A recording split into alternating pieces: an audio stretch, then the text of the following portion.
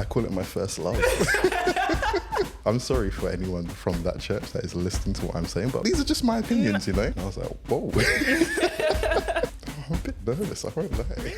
Hello everyone and welcome back to the More Than Drill and Drum podcast. The podcast where we talk about drill, drum and more. My name is Jemima. And I am Tyreese. And today we are flipping the script a little bit. We're going to be talking about the past, the present, and the future. And Tyreese is going to be in the hot seat. So sit back, relax and enjoy this episode. Bonjour, Jemima. Wow, we're even doing multilingual now. What can I say, man? Hello, Jemima. Hello, Tyreese. How are you today? Do you know what? I'm actually pretty good. Yeah, I think that time of year is starting to come round where it's a little bit more gloomy. It was quite foggy on the way here. But alas, it is winter time. It is winter time. And the weather has not given any warning. It's just switched. Quick time. You know when the cold hurts, it stings. Like when you breathe it in. When it touches your body. I hear it. For me, sometimes when you take that deep breath in on a cold day, it's almost like having a fizzy drink. And you know that like burn. Yeah. Fair enough. But let's talk stories. I'm a bit nervous, I won't lie. Really? Drill and drum stories. Why are you nervous? I'm just not like used to be put on the spot like this. Yeah. Like, obviously my profession is psychology, like mental health. Yeah. I'm used to asking the questions and I don't know. But we'll see, because I was doing a bit of, I say research. I was watching our old podcast to see reflection. Reflection. Yeah. And I know what we want to talk about today. Yeah. So I didn't want to make any repeats.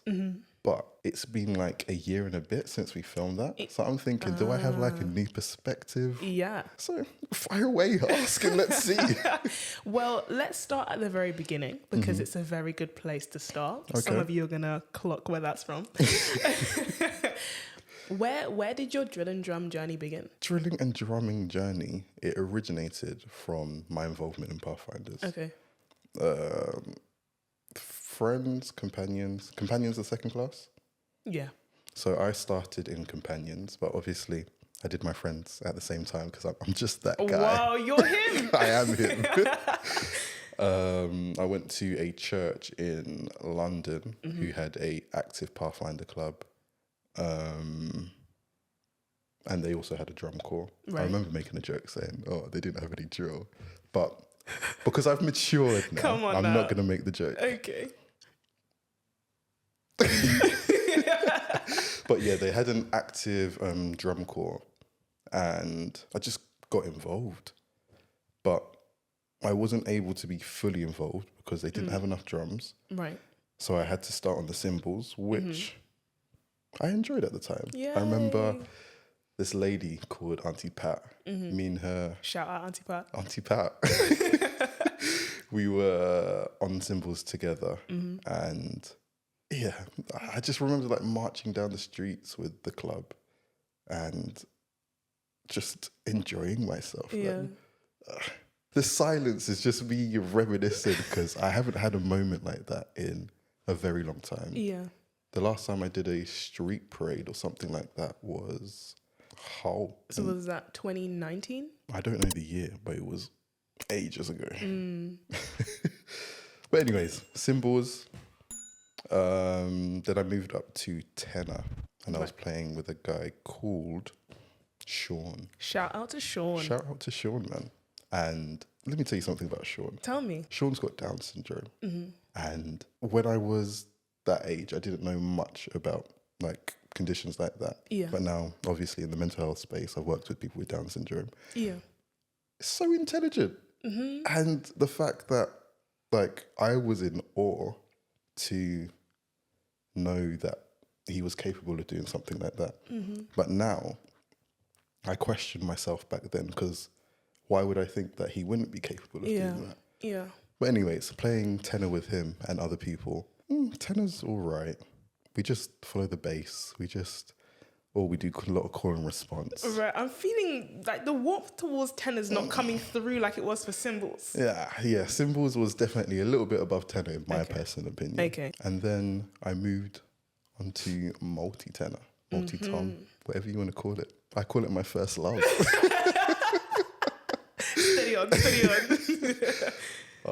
That drum, man. Started on Talk about it. trios. Wow. Can you guys just see how this guy's just grinning? So it's trios because trio refers back to the number 3, and there were 3 different tenors, hence multi-tenor, multi-tom. So I just thought it was cool that, look at all these guys, they've got 1 drum, But I've got 3. What? And the melodies and the pitch and the I think I like the attention as well, you know, because like, oh no, I can't get through this door. I'm going to have to fold it up. Oh no. Everyone's like, hold the door for the multi-tenor. But being a multi-tenor, it definitely brings a like different vibe to the beat or the melody that's being played. And I enjoyed that. I don't know if it's the Caribbean in me, but just being able to experiment and say, oh, this high bit goes with this bit on the snare. Yeah. When I started multi-tenor at my church in London, there was only 1 multi-tenor. As in 1 multi-tenor drum available? 1, yeah. Got you. So this guy actually gifted me the drum to play. No, what? As in like for you to have? Yeah, and he taught me. Wow. And unfortunately, the guy's not around anymore. He passed away. Oh. So there's always that little bit of, like when I'm playing any type of multi-tenor, I do remember him. Yeah, but Man, life, man. that's hard. But onto more positive things. Though. Yeah. Boy, did we even bring tissues on set today? Wow. So from trios, I obviously loved it, enjoyed the experience, and I decided I wanted to invest in my craft. So I don't know if you know about pocket money, but I got pocket money. I mean, you know a little bit small, yeah. I saved up money to buy a quad drum. Wow. Because drums are actually expensive though. Yeah, those were like, I think like 180 or something like that. Wow, on pocket money salary. Yeah, man. Wow. What can I say? Those dishes were washed. Bed was made up. So I got a Gear for Music quad drum, and they don't sell them anymore. Do they not? So I think I might have an antique, you know? Wow, pop that in the archives. But that was my first personal drum. Right. It came with drumsticks, and these are the drumsticks. These are the originals. These are the drumsticks that came with my quads. Wow, because I was really atting you about those drumsticks. Nah, man.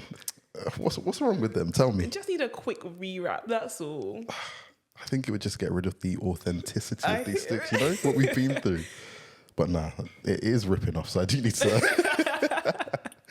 So I got my quads. That moment in my life, I remember doing a lot of parades, like with Dagenham Eagles. Shout out Dagenham Eagles. And I remember there were 2 other people that were on quads as well. And anytime we'd meet up, oh my gosh, it was so fun. Yeah, quad meets quads. Yeah, Let's man. go. I think this was a time where SEC were doing their authentication or something. Not authentication. Certification. Certification. Yeah. And I remember going to the certification with my drum corps, and there's a specific beat 3, and I had made up my own part. And is that even allowed? but I played it in the certification process. Right. I got some few head nods. All right. And I think at some points it is played throughout like SEC and NEC. So always, Wow. you know, I did help just a tiny bit. When I was in uni, I think I just wasn't involved in drumming as much. Really? And that happens because I know a lot of the people that I drummed with, they just weren't involved. I remember that was COVID time as well. Right. So yes, the churches put on like online sessions, but it wasn't the same. It's not the same. Yeah. It wasn't the same.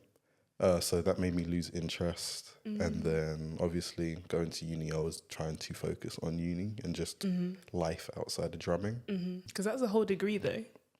So you got to do what you got to do. Which I got. Come on now. In my third year. Yeah, third year. Moved up to the NEC. What? But back then, I would have been like, oh my gosh, why am I here? No, it's true. Because you're a Londoner. So to come up to the north, it's like, what are we doing? But now that I'm getting mature, a little bit older, I appreciate it. I'm glad. But yeah, moving up in third year, I don't know what it was, but I remember lying down in bed and I was like, I want to get back in, I want to get involved again. Really? Like, It was just an epiphany like that? Literally. It's just like, what am I doing? Like, my quads are just sitting there doing absolutely nothing. How can I get myself involved back in drumming? Wow, just like that. Just like it that. sounded like a mid-uni crisis, but I'm glad it led to this. Okay, continue. But I think what sparked that as well, I think I went to my home church, not my home church actually, my church that I was baptized into. Okay, so you're like your new home church. My new home church. Yeah. And they... I'm sorry for anyone from that church that is listening to what I'm saying, but these are just my opinions, you know? I'm just your a man. Story. Just a guy. I think they had a Pathfinder event and they brought out something resembling drums. I was like, back in my day, this would not run. So I spoke to the Pathfinder director and I said, look, I have talent, I have skill. You should see me on those quads. But honestly, let me be serious. Didn't say that. No, what was I like? Yeah, I saw that they were lacking in that drumming department. And I said, I'd like to help out with that. I want to get myself involved in Pathfinders again and that. And from there, it wasn't even a question. It was like, cool, turn up to the next practice then and do something. Yeah. Not even like a little like talk or I just got handed the plate like that. Wow. So that kind of sparked it. So this goes back to my story of me just lying in bed saying, you know what, I actually need to do something. And this is when I wrote an email to the Pathfinder, NEC Pathfinder director at the time. Yeah.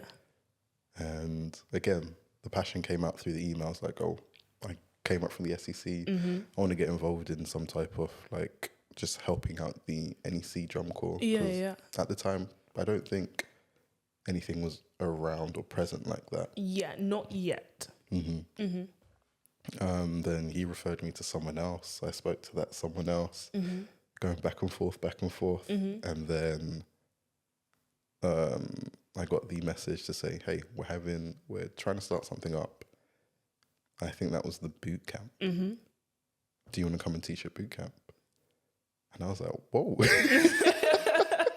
From an email to you've got the gig. How did you feel stepping into that boot camp space? Because of course you're volunteering your time and your energies, but as far as I'm gleaning, like you hadn't had to step up to that kind of level yet. That was an experience because I didn't know what my responsibilities were. I didn't know, am I coming in like teaching? Am I coming in like assisting? But I found my way. Yeah. It just worked out to be natural. The guy that I was working with, David, he's the current drum major. We meshed really well, man. Aww. Like he was the creative, I was the rudiment guy. Yeah. That that boot camp was where I met you. Ish. We had 2 guests, Christabel and Lachey. Even 3 now. 3. Amy all as 3 well. of them. Check out all 3 of those podcasts. Great stories from those ladies. I met someone that I knew back from SEC, Adam. Oh, yeah. Surprised to see him and he was surprised to see me. Even to this day, there are some people that I taught there, like Mungameli, Kiana. They've been on the podcast as well. Go check out the episode while you're here. Yeah, it was just a good, positive experience. And then from there, being able to work with the NEC in like helping and creating that. I was going to say like 2.0, but I don't know if it's 2.0 or 3.0. I actually couldn't give you a number on that one. But that next drum corps that is still up and running to this day. And they're doing fantastic, amazing things, really man. well. We've reacted to some of them on our Reacts episodes. Indeed. This point in my life, I'm quite involved with media stuff. So outside of like NEC Pathfinders, I'm involved with NEC Media. And I thought, hey, I really love like, well, I do like drilling and drumming. Just a little bit. I do like drilling and drumming and I like media. So why can I not merge those two ideas together? And there was born More Than Drill and Drum. Well. So the point of where I am in life right now is what we're doing, More Than Drill and Drum. We've spoken about it ages ago. And I'd love to like, I think we need to actually like sit down and listen to what we said. And then if we've actually been able to tick those check boxes to see if we've done what we were supposed to do. Yeah. But I believe that we've done a lot more than Well. what we've done, you know, what we've spoken about, because Yeah. we've got all those guests on. We've had opportunities. That's going to hit a little bit later. But yeah, that is the drumming story. Like, I feel inspired to write a book or something. I mean, at this stage, we've got plenty of content. But Ty, that was quite the story. Thank you. And there were some really quite moving moments in there. And I imagine that our viewers felt that too. And our listeners and our, what was that word we had? Tuners in. Tuners. There we go. But I want to just unpack some of the phases that you've described there. So going back to the beginning, when you decided to get involved, my question is why?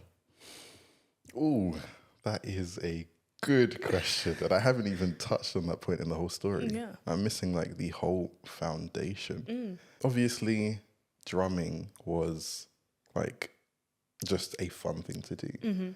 But paired with the spiritual aspect, without, let me not say it like that, but drumming and Pathfinders were one of the things, well, two of the things that were keeping me in church. Not, and when I say keeping me in church, not like, oh, I'm at church every Sabbath. Like, no, this is helping me to explore my own spiritual understanding, helping me to explore who God is and building that relationship with him. And there have been often times where I want to share that experience with other people. And this is me just doing some self-reflection. I don't think I'm that guy who can go up and preach. Not my thing. Or, I don't know, there's loads and loads of different ways that your talent can be shared with other people to help them find their own journey. And I think, not even I think, I know that my talent is through the teaching of drumming and the teaching of Pathfinders to like encompass that with the spiritual learning and understanding for themselves, if that makes sense. So yeah, there were times where like, cool, this has helped me, but I'm able to help others with that as well. So why should I not get myself involved in that capacity? It's like a different, I'm looking at it through a different like lens. But then to the nitty gritty here, how does drumming show you about God? Okay, you're gonna have to follow me on this analogy. All here. right, let's go. Because you know I like analogies. Yeah. So hopefully this will make sense. Cool. So I'm gonna give you guys a scenario. Okay. I'm out in a parade, and for some reason, one of my drum skins break. Oh. Yeah, and I'm not able to play to my full capacity. But I've got the tenors, the snares, the cymbals, the bass to still carry that rhythm, essentially helping me to continue along. If we're bringing it to a spiritual sense, I'm hoping that the people that I have spent hours with practicing, if I'm faltering spiritually, that I can come to them and say, hey, you know, that skin is like a little bit broken. Can I get some help? Can you guys like carry me for a little bit until I'm able to get that replacement skin. But you know, you know what I mean? So there's that aspect. The other aspect is the power of music. I went to a music day actually last week, and full confession here, I was heavy into secular music. I'm not even going to name many of the artists because I don't want that to, like, you know. We'll keep it pushing. But it was part of my identity at that point in life. Yeah. And when I was getting more serious about my spiritual life, I knew that music had to be one of the first things to go, because it influences your behavior, and your behavior also influences what you're listening to. So it's essentially like a little cycle. And that was a very hard cycle to get out of. Naturally. But it's gone, and praise be to God for that. But what I'm trying to say is I have the opportunity to make music from a positive perspective. Yeah. So me being able to share that with other people, highlighting the fact that, hey, I'm still representing God, but it's not like your typical secular music. That's where I find power in that as well. That's one of my whys of drumming. But I love that idea of harnessing the same power to a different end. That actually music is a tool that can be used in either direction. And I love that idea of transformation for you, that it went from music for one purpose and now it's music for the glory of God. Amazing. Thank you. I've seen how drilling and drumming can create opportunities. Unpack that. So when I was in my teens, like playing for like a mayor's parade or something, or being able to travel to a different country to drum, just to drum, that was such an amazing, cool experience. And even traveling to different camporees and just know that me and my team are going to be drumming. Yeah. That's cool. And I think now that I'm a little bit older, I've got some finances behind me. I can get the support from other people as well. I would love to give that opportunity to those younger than me, or even older than me, but just I'd love to give those opportunities to anyone who's willing to take the opportunity. Yeah. I think that also links back to what I was saying about having, like, building that relationship, so that you know that if you do falter, someone will be there. But before that, you need to build a relationship. So I think the opportunities help build that relationship. Got you, yeah. So those are some of my whys. I'm sure there's a lot more, but you've actually made me think I need to unpack it a little bit more. I mean, that's the beauty of a podcast. Okay, so that's a bit about your why. Now I'm curious about your transitions between drums, like how you actually found that, whether anybody was involved in selecting that for you, because I know that different drummers feel different types of way when they're moved from one drum to another. So yeah, how was that for you, and what was the kind of context behind it? So obviously starting out with cymbals, because there just wasn't another drum for me. Yeah. And in the UK, cymbals isn't seen as like, well, my personal opinion is that cymbals isn't seen as like, oh, that is so cool. But when we were out in the US, they were the star of the show. Literally just shining in the sunlight, all kinds of choreography. It was incredible. So they didn't have a spare drum, but they had spare cymbals. So that's where I started. I enjoyed it. Didn't have an issue with it.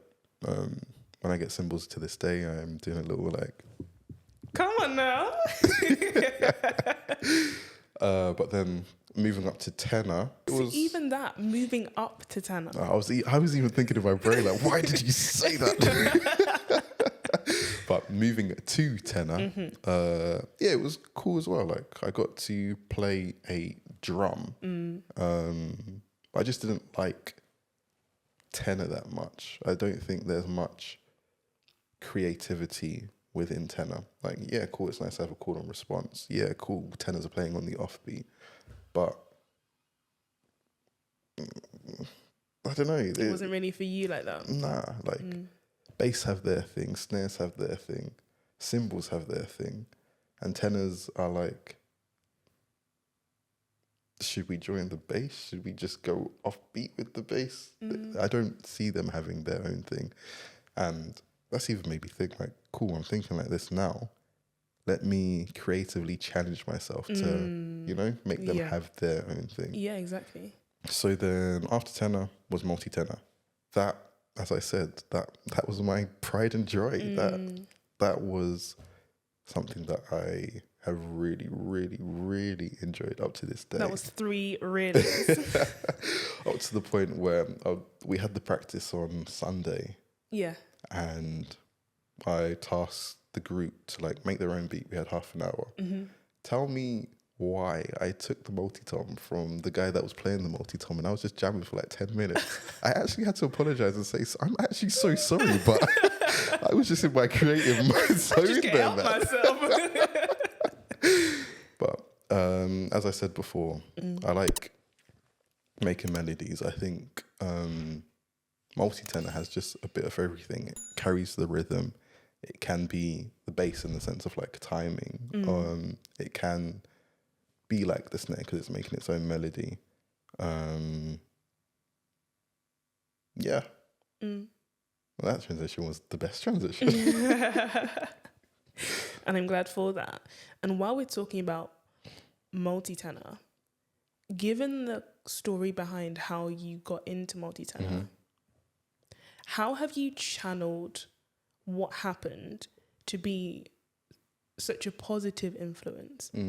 Because I can see how that could have really swung the other way, where it would actually taint your experience, that actually there's just too much pain surrounding that. So yeah, how have you channeled that? I think just the way that I am, life is unfortunately life, but life can fortunately be life as well. So things have happened, but I don't want that to get into the way of what like experience I could give someone else. It's essentially like a baton being passed on to me. I know at some point I'd love to pass on that same energy, that same vibe that I got from the multi-tenor from that guy. I've got it now and I want to be able to pass that on to someone else. So I can't let those thoughts and things deter me from doing that. And do you feel like you are doing that in the present moment? Oh, definitely. Because the guy that I stole the multi-tenor back from, I'm sure there's like a level of mutual respect where it's like, cool, Tyreese is actually taking the multi-tom to like a vibe, chill. Let me just watch and I'll have my opportunity to do that as well. So yeah, definitely. There's also in the NEC, well, we spoke about this in the Mugabeli and Kiana podcast, Kimura.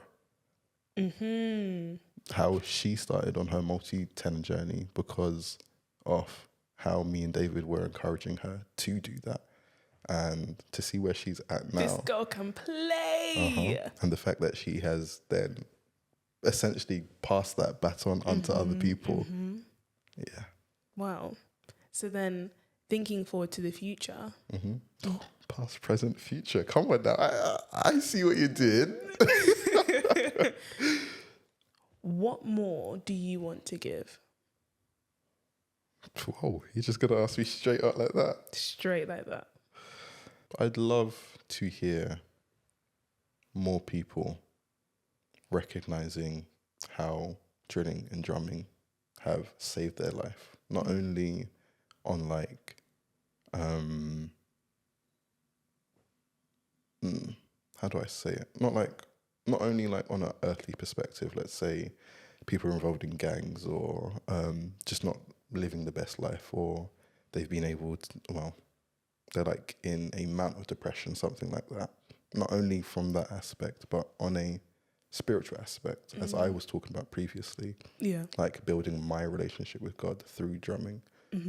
I'd love for people to, if they are involved in that space, to recognize how drumming or drilling has been able to help in that sense. I think I'm quite content with that, really. Do you see yourself coming back on the scene as a drummer? See, this is one that I I fight myself about. Right. Why? So, backstory. Well, not really backstory, a different story. Mm-hmm. I used to play basketball. In fact, if you ever want to learn how to play multi-tenor, get 4 basketballs and that's your quads right there. Wow.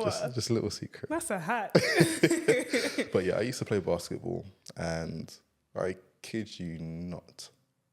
Well, we've got the trophies and the certificates to prove it. We were the best team, the second best team in England. Wow. The best team in our county for like 4 or 5 years in a row. This was like the whole of secondary school. Wow. I've never even seen you play, but I know you can play basketball. The fact that I'm going to Spain and getting Jose Calderon's shoes signed and everything. Wow. He used to play with LeBron. He's touched LeBron James, so I've basically touched LeBron James. You know what I mean? Yeah, I hear it. But the point of what I'm trying to say is, I know in my heart there will never be another basketball team like that. And yeah, it's a good thing because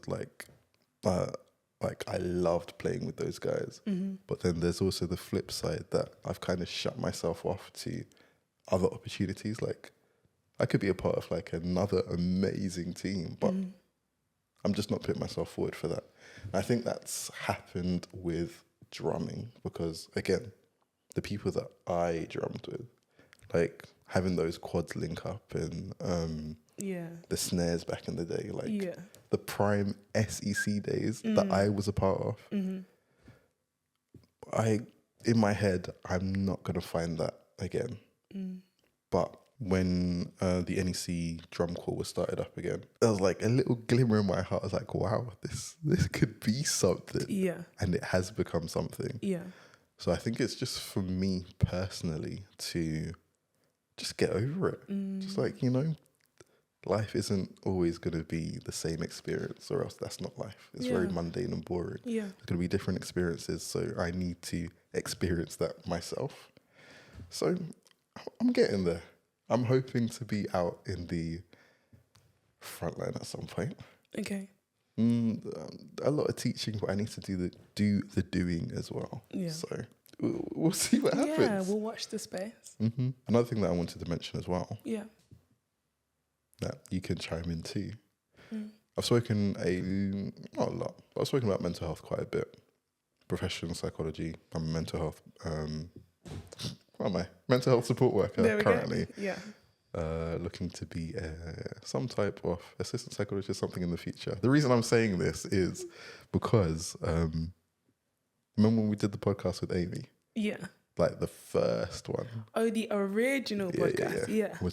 We were doing studying, and now she's come back on to say she's got her first in philosophy. Come on now. So I'm hoping like when I come back to this episode, I'm like, oh, now look at me. I'm a psychologist. Yeah. But all of that, we actually have an amazing opportunity. Mental health is one of my passions. Drumming is another passion. Look at that. But it's just seeing those two things come together that I can also assist in helping someone's mental health just by drumming. I think that's a very cool thing as well. I agree, and that can quite literally be life-changing. But you don't know what situation, what circumstance you could be rescuing someone from just through hitting on a drum pad or on clanging those cymbals together. Yeah, it's amazing and quite a hidden superpower, perhaps. I like that. Okay, so as we wrap this episode, I have one final question. Given everything that has happened over your drum journey during the last 10 or so years, if there is one lesson that you have taken that you want to share with those who are looking up to you or walking in similar footsteps, what would it be? Okay, Jemima. I can be quite blunt. Straight talking. My answer is going to be about drumming and not about drumming at the same time. Okay. See, I found my passion. My passion is obviously drumming. But if I was put in another circumstance, let's say, let's say singing. I'm in that singing space, but it's not my passion. I'd say get out of there and find your passion, because that is what you need to be doing. In the drumming sense, if you know for yourself that drumming is not your passion, or you're not willing to like continue to stick through it, don't stay. Why? Because you need to find where you need to be. Not only will you be helping yourself, but you're also opening the door for other people to be in that position that you were in. So that is my hard word of advice. Yeah, which is tricky, but I think you make a good point, because the things that we do can be much bigger than you.